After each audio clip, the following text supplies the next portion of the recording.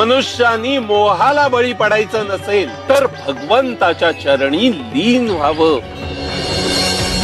तुला त्या कोळ्याची गोष्ट ठाऊक आहे? एक होता कोळी. तो रोज नदीवर जायचा, गुडघाभर पाण्यात उभं राहायचा, आपलं जाळं नदीत टाकायचा.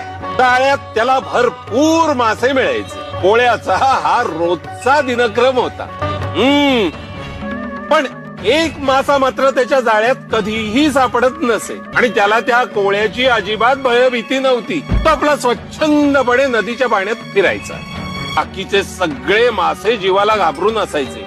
न जाणो आपण कधीतरी त्या जाळ्यात सापडू. आणि हा बेटा निर्भयपणे पाण्यात फिरायचा.